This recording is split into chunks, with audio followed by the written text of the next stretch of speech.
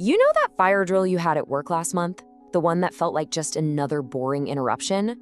Well, today we're gonna dive into why that drill might just be the single most important thing your company does. We're talking about how the right training can take a moment of pure chaos and turn it into calm, controlled, and effective action when it really truly matters. So let's just get right into it. I want you to picture your office, right now, as it is. Suddenly, an alarm blares, and it is not a drill. Or maybe a critical server just goes completely dark. Or worse, a colleague collapses. What happens in the next 30 seconds? Is it panic? Or is it a plan springing into action? Because let's be real, in a genuine emergency, there is no time to huddle up and figure things out. And we need to be crystal clear about what's at stake here. According to FEMA, something like 40% of small businesses never reopen their doors after a major disaster.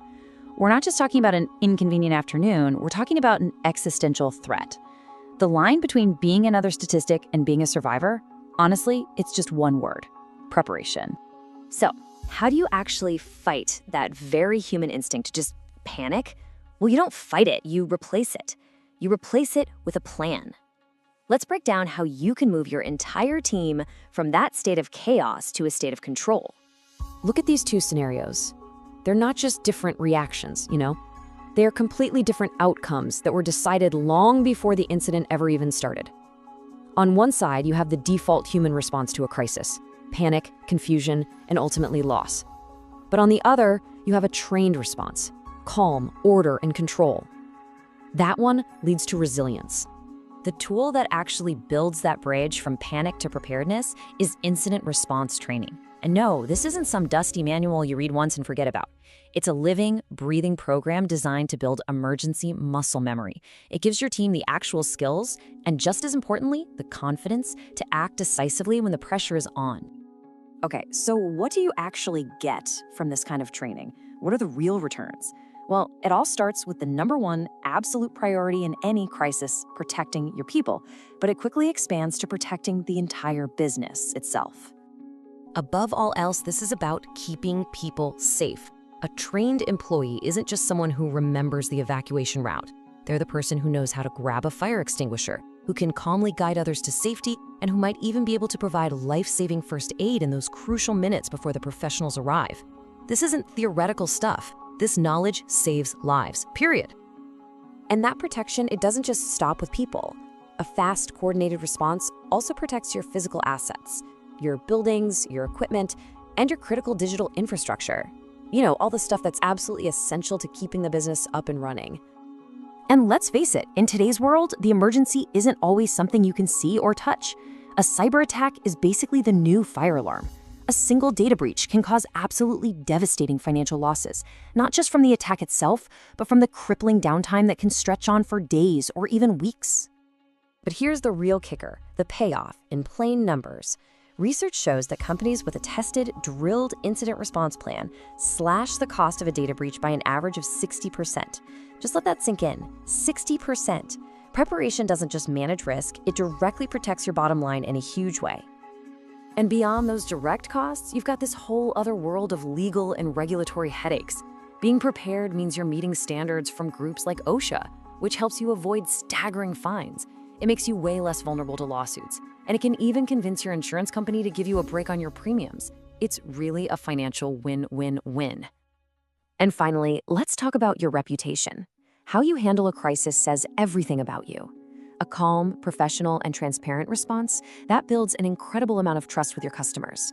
A chaotic, fumbling response, that can shatter that trust in a heartbeat, causing damage that can haunt you for years. Okay, so we've covered the why, we get it, this is critically important. Now let's get practical. How do you actually build an effective incident response program from the ground up? Building this kind of resilient workforce really follows a clear 5-step path. First up, you've got to assess your unique risks. What could actually happen at your specific workplace? Then you develop a super clear plan for those scenarios. But a plan sitting in a binder is useless, right? So you have to train and drill until the response is second nature. Of course, your team also needs the right equipment and support. And finally, and this is key, you treat this as a living thing. You constantly evaluate and update it. You know, the most important thing to get here is that preparedness is not a destination. It's not a one-and-done project. It's a continuous cycle. It's a loop of assessing, planning, drilling, and then evaluating that just keeps refining and sharpening your team's ability to respond. When you commit to this cycle, you're building so much more than just a plan. You're building a mindset. You're doing something that goes way beyond just writing down procedures. You are fundamentally transforming your company's entire culture. At the end of the day, the ultimate goal is to weave this sense of readiness right into your company's DNA. It's all about creating a shared mindset where every single employee from the top down feels empowered, confident, and resilient when faced with something unexpected. And a culture like this creates these amazing ripple effects. You see employee confidence just soar.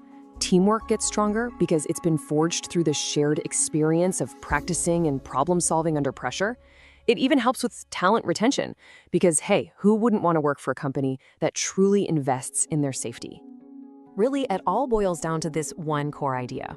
In today's world, preparedness isn't just a safety policy filed away somewhere. It is one of the greatest competitive assets any organization can possibly have. It makes you stronger from the inside out. So I'll just leave you with this one question. When that emergency finally hits, and sooner or later it will, is your team going to be your biggest liability, just adding to the chaos? Or are they going to be your greatest asset, ready to respond with calm, with control, and with confidence? The choice, and all the preparation that comes with it, is yours.